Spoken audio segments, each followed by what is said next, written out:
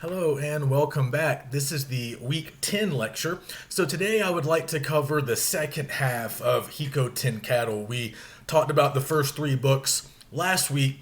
So here in week 10, let's cover the books 4, 5, and 6 and just try to put a bow on this very strange novel. I want to talk a little bit more today about the distinctive style that we see here from our anonymous author. So I talked a little bit last week about the neoclassical style of this text, and I want to just remind you a little bit of what neoclassicism is. It was kind of a larger artistic movement, very prevalent in Europe, really throughout the 16 and 1700s, but in the early 1800s, when this book was anonymously published in Philadelphia, the neoclassical style as it pertained to literature was still pretty popular.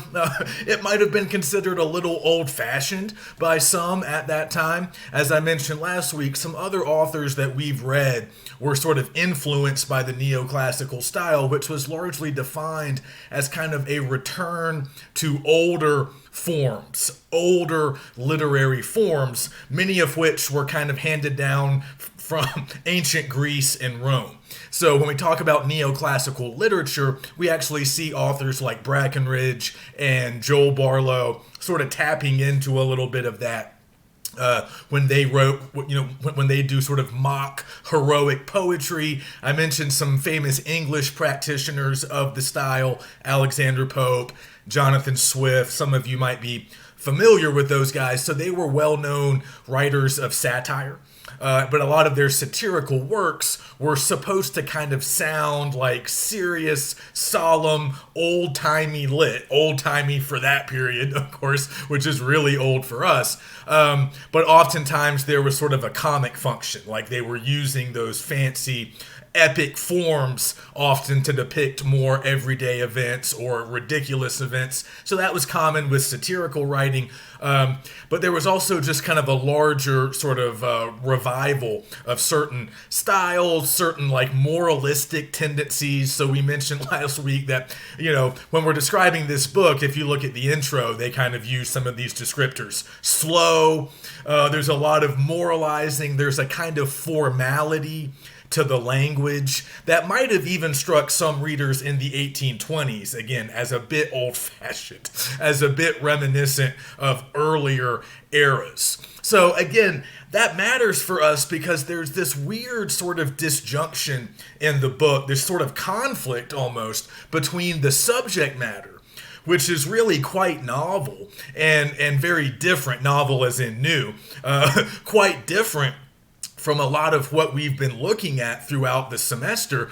But as we keep saying, the writer is using these old forms, these sort of pre-existing literary forms to try to depict new subject matter. So we've been talking about that all semester, but the context that we've been talking about it has largely been sort of new being just America, right? I mean, American culture, the American nation, post-revolution as new. So now we're talking about new subject matter in a slightly different way because we are in obviously an earlier period in history, and we're not in the United States. We're in what would later become Mexico. We're not looking at British colonization. We're looking at Spanish colonization, which, as I said last week, and as we know just from history, got started earlier, right? Spanish colonization begins earlier and has sort of a different trajectory and slightly different characteristics compared to British colonialism. So I covered a little bit of that last week. I don't want to rehash all of that. Make sure to watch last week's lecture before you finish the book because I kind of introduced some of these ideas. I just want us to keep thinking about how weird it is, though, to use this neoclassical style to depict Native American characters, Native American societies, really kind of pre-Columbian society. Of course, we see the arrival of the Spanish. We see what that does to this region in central Mexico, which is depicted as very diverse, very sort of sophisticated culturally, lots of complex political and military alliances. So I tried to cover a little bit of that last week. But again, this is a very unique subject matter for us, even as American readers, even though this is our own hemispheric history. This is a version and a perspective that we don't often get, as we've already established, but we are using this very European style to depict these Native American topics, this Native American subject matter. So let's talk a little bit more as we go today about some of the weirdness that results from that combination of neoclassical style and Native American subject matter. So just a few things to kind of get us started today. I don't want to do a lot of plot summary. I think you guys can probably follow this plot pretty easily. It's not nearly as bizarre and sort of digressive and complicated as the Whelan plot, which could sometimes be, I think, a bit difficult to follow. Here, well, we have the benefit of history. Unfortunately, we know how this is going to end. We know that Cortez and the Spanish are ultimately victorious, so there's not much suspense. And even though a lot happens, there are a lot of political wranglings and different alliances, different relationships. It's still a relatively straightforward narrative. I would argue it's a bit slow moving at times, but it's pretty straightforward. We don't need to go through it here today, but just keep paying attention to some of these alliances and some of these very complex socio-political situations that we sort of find ourselves in here. So we talked last week about how Cortez and the Spaniards really take advantage of the complex political and military situation in this region. So as we know, the Aztecs have a large empire that dominates this central Mexico region, but the Tlaxcalans, led by young X and the president, his father, they've remained independent. So we know that. They are a republic. Sort of small R republic, not like the contemporary political party, but in the sense of having a representative government. They have a senate. They are not a monarchy, and that's important to keep in mind because, of course, the Spaniards, their system of government is a monarchy. So this is kind of a reversal of what we would often see, right? The Native American characters would often be in more traditional historical texts, certainly in a lot of Anglo-American historical texts. The Native Americans would be backward, primitive, they would be depicted in those ways, and the Europeans would be depicted as enlightened. And just think about Ralston. Ralston shows us that. Remember in her alternate version of Columbus and how he kind of created a new dynasty with the Incas by marrying his son to an Inca princess. Remember how willing the Incas were in that depiction, that they were just so quick to adopt Spanish-style government. Now, Ralston does not dwell on those details, but I pointed that out when we were looking at Reuben and Rachel. They immediately adopt Spanish government, they immediately adopt a lot of Spanish customs, and they give a bunch of their land to Columbus without any blood being shed, no war, no conflict. They just want to, right? So, of course, that's totally historically inaccurate. And we talked about that in relation to Ralston, but we know why she was doing that, right? She wanted to make Columbus heroic so that American history could have this sort of mythological heroic flavor, right? So we saw how Ralston does that, and that was typical of how a lot of those depictions would have gone. But here, it's really the opposite, right? The Tlaxcalans are more advanced than the Spanish in almost every way except militarily. The Spanish do have superior military technology, and that does matter. But when it comes to government, when it comes to like morality and just basic conduct, when it comes to sort of their social organization, they are depicted as more advanced. So what's happening here is they're forced, in the narrative, they're kind of forced to give up their government as the Spanish assume more and more influence, more and more control. So this is, again, it's interesting to keep this in mind in light of the 1820s, the time period in which this anonymous author wrote the book. Remember, this is right at the book's publication comes very soon after Mexico is able to win its independence from Spain. And remember, Spain at this point in history was still a monarchy in the early 19th century, and Mexico is not.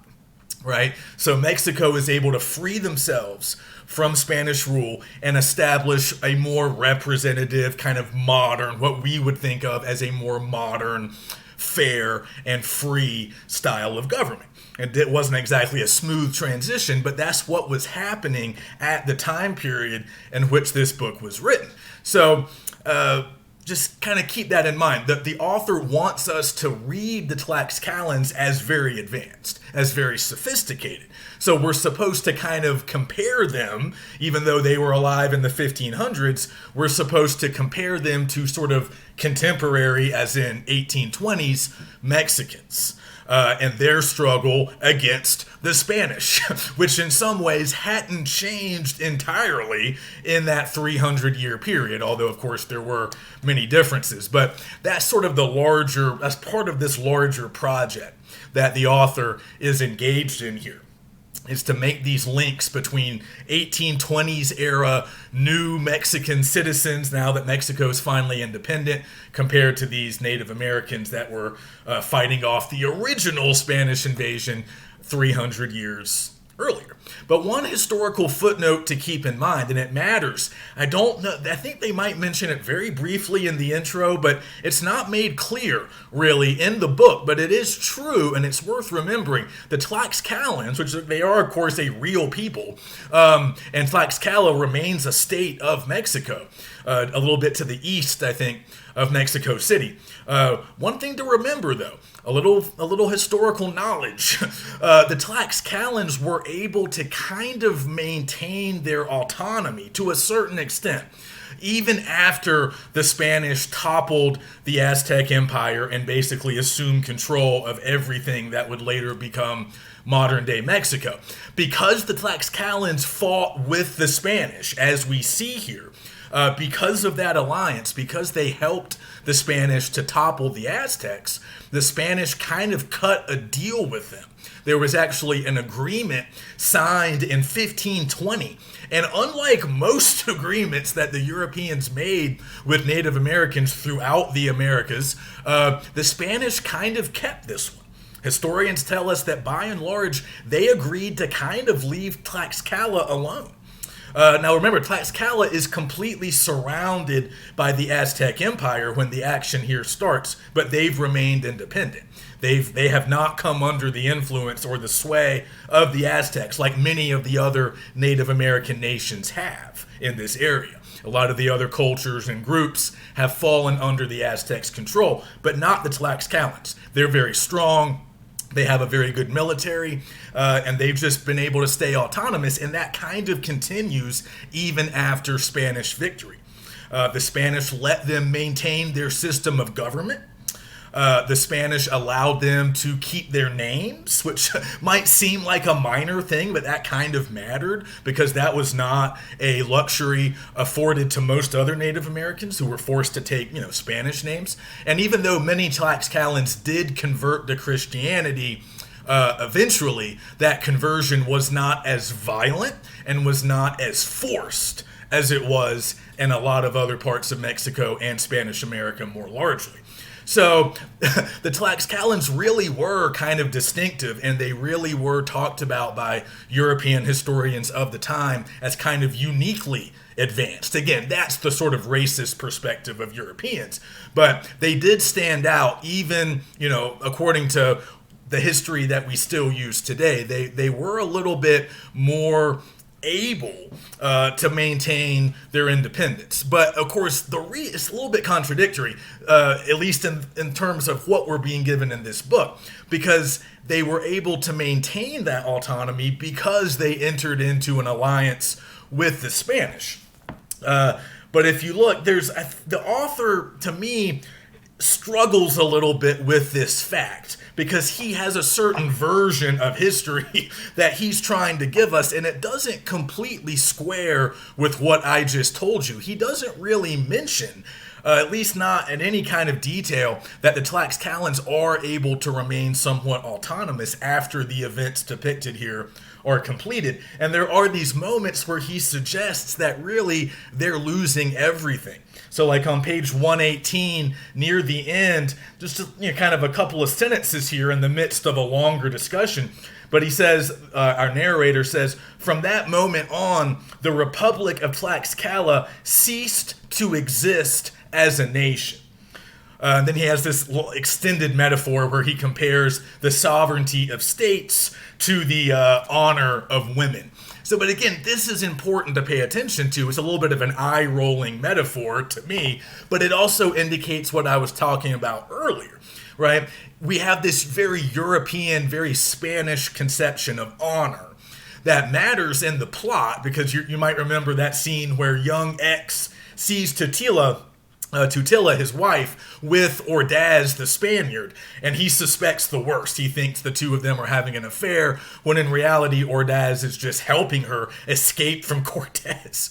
But young X misconstrues it because he has this weirdly Spanish notion of honor, and I mentioned this last week, to a Spaniard of this time period. Again, we're barely removed from the Middle Ages here in Europe, so there's this kind of medieval Spanish notion of honor that dictates that, any well-born gentleman is not only responsible for his own conduct, but he's also responsible for the conduct of all women that he's associated with. So that would, of course, include a wife, a sister, a daughter, a mother, maybe even a cousin, but certainly a wife first and foremost. But what's weird is we don't really know if that's how a Tlaxcalan would view honor and virtue and fidelity. And of course, Totila's not doing anything wrong, and later young X understands that and figures it out, and they reconcile. But like Castillo-Falou mentions in the intro, there is this idea that, we're getting a lot of this neoclassical kind of return to older European morality, but there's almost a pushback against it in some ways. And if you read that later scene between the two of them, and I think like his father is kind of helping to make them sort of, helping his son to kind of see the error of his ways, and Totila kind of upbraids him, kind of criticizes him and says, I can't believe you just jumped to that conclusion. And then he ends up kind of begging for her forgiveness.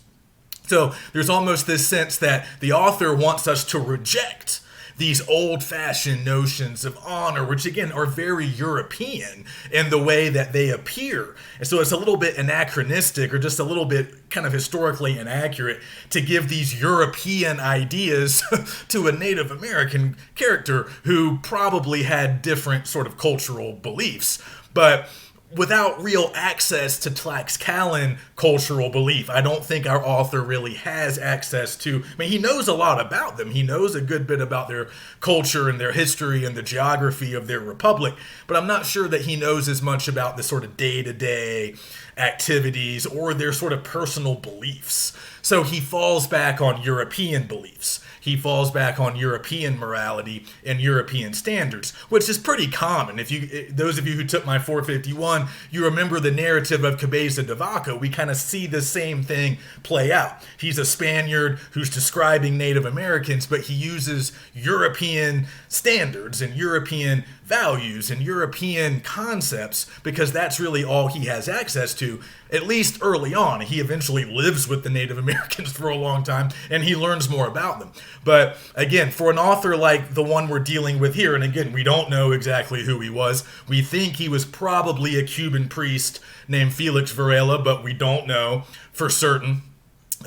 His perspective on the Native Americans, while very celebratory, very favorable, he might not have that level of nuance or that understanding of, like I said, all the details of their cultural beliefs and practices.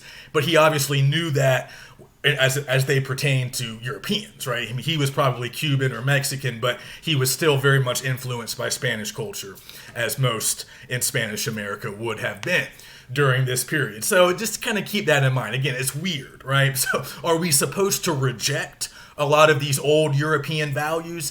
I think there's a lot of evidence that we are. If for nothing else, just because of the way the Spaniards themselves are depicted here. And other than Ordaz, there's really no favorable depictions. There aren't many sympathetic Spaniards. They're revealed consistently as violent and false. Cortez is essentially monstrous. So, yeah, and there's some other things we can look at as we move along that might suggest that there is this attempt to kind of shed these old European values. Now that Mexico has become independent and much of the rest of Spanish America, as we talked about last week, although interestingly enough, not Cuba. So if this guy really was a Cuban, he was a part of one of the few colonies that remained under Spanish control at this time. It was just Cuba and Puerto Rico that did not attain their independence during the first 25 years of the 19th century. So this is a time of revolution, great change, and sort of a changing of the guard as Spanish rule is tossed aside, not just in Mexico, but in Central America, in South America, time and time again. So maybe, again, that's all part of the project, right? We're sort of learning to reject those old-fashioned European ideals and instead we need to maybe create something that's more, well, American in the most kind of expansive meaning and inclusive meaning of that word. So anyway, just a little bit of history to keep in mind. The Tlaxcalans are able to kind of maintain their autonomy, and as Book 4 picks up, we're kind of thrown right back into all of this political intrigue as all of this, all of these alliances and long-standing rivalries are sort of exploited by the Spanish. Because again, as we mentioned last time, the Aztec Empire, very powerful, but not universally popular, right? A lot of the subject nations or vassal states, to use kind of a European expression, a lot of the vassal states who were under the Aztecs' control, but not exactly the same as the Aztecs, like distinct culturally, but economically reliant on them and maybe not strong enough militarily to rise up and fight them. They resented Aztec rule, right? They had to pay taxes. They were under the thumb of the Aztecs. They didn't really get to control their own affairs. So the Spanish exploit that, right? When they come in, they find a lot of these smaller nations that are very willing to align themselves with the powerful Spaniards because they want to take down the Aztecs too. And there's even some of that with the Tlaxcalans, right? The Tlaxcalans are traditional rivals of the Aztecs. So they do align themselves with the Spaniards, despite young X's, advice. He doesn't want to go that route, but of course he's overruled by the corrupt Magiscats, and the aging elder X isn't quite strong enough to kind of steer this ship as he's nearing the end of his life. So we kind of know all that, but again, it's interesting. I just wanted to look at a few passages, the way that our author depicts a lot of this stuff. I think it's some of the more interesting material in the book. Maybe just because it's new, to a lot of us. But there's a passage here on page 110. I've kind of forgotten. Oh, yeah. So, well, first, I wanted to mention an alliance between young X and Tutilla's uncle, I believe, if I'm remembering this correctly. They kind of make an agreement that involves the marriage of young X and Tutilla, but there's this understanding that, so remember, she's a member of the Zocatlan nation, which is a vassal state of the Aztecs, and they're actually described, Zocatlans at times are described as Mexicans, and the Aztecs are characterized as Mexicans because they're the seat of their government is modern-day Mexico City. So, again, there's complicated relationships here. So all of these Central American, Native American groups, most of them spoke a common language, or at least variations of it. They had certain things in common, but they were not a monolith, right, as we know. So they were culturally distinct from one another. But the Aztecs were the most powerful, and they had the empire. So the Zacatlans were kind of under the Aztec sway, and maybe they were more closely related, like, ethnically to the Aztecs. Whereas the Tlaxcalans are separate, both politically. They're strong enough to have, fought off the Aztecs' advances, and they just seem to not be as closely related to the Aztecs. So just be kind of aware of that distinction. The way the author uses the term Mexican to refer to the Aztecs and their closest allies or their closest relatives. But the Tlaxcalans are not Mexicans in this system, this organizational system. They are separate culturally, economically, and in terms of their system of government, because the Aztecs also have this kind of tyrannical governmental system that's more similar to what the Spanish have, right? The Tlaxcalans are more advanced. They have a republican-style government with a senate where the citizens kind of have more of a say, and they get to represent people to kind of speak on their behalf, and we have deliberation. We have all these hallmarks of a modern nation. So we know that. But again, there's all these attempts to kind of, we're navigating these complex waters because young X understands what's happening. He understands that they have to oppose the Spaniards, but a lot of his attempts are consistently thwarted by Magiscats. And so a really important thing just in terms of the plot, this is what I wanted to find earlier. On page 122, so remember, by this point, the Tlaxcalans are sort of fighting. They have opposed the Spanish, but by this point, they've kind of entered into an uneasy alliance with them. But meanwhile, the Aztecs, in Mexico City, they're trying to kind of, the previous emperor was kind of weak, and he's been imprisoned, and he's been replaced, I think, by this point, by someone a little more intrepid, and they're trying to kind of create some alliances to hold off the Spanish advance. But if you look on 122, this is a good description of kind of what's going on. So, midway down the page, the benign influence of the new Mexican government. So they're trying a little harder now to kind of stave off the Spanish invasion, and they're reaching out to some of both traditional allies and even some traditional enemies. So at one point, they even proposed to work with the Tlaxcalans, understanding that they need to create new alliances in order to defeat the Spanish. So they're kind of trying to do the right thing now. That's what he means by benign influence of the new Mexican government. But it had not yet extended out to the remote provinces. And that, this is a great turn of phrase, that great old machine had entirely gone to pieces. He means the empire. The power of the old Aztec empire is on its way out. They don't have the influence that they once had. It had gone to pieces in the period of anarchy that had followed the previous king's sort of downfall during Montezuma's imprisonment. So it was that, assisted by a powerful and victorious army, Cortez subjugated those who resisted, drew to him those who were discontented, and organized a sort of league or confederation of different nations, which, carefully maintained, was to contribute an army of more than 1,000 men loyal to Cortez and the Spanish.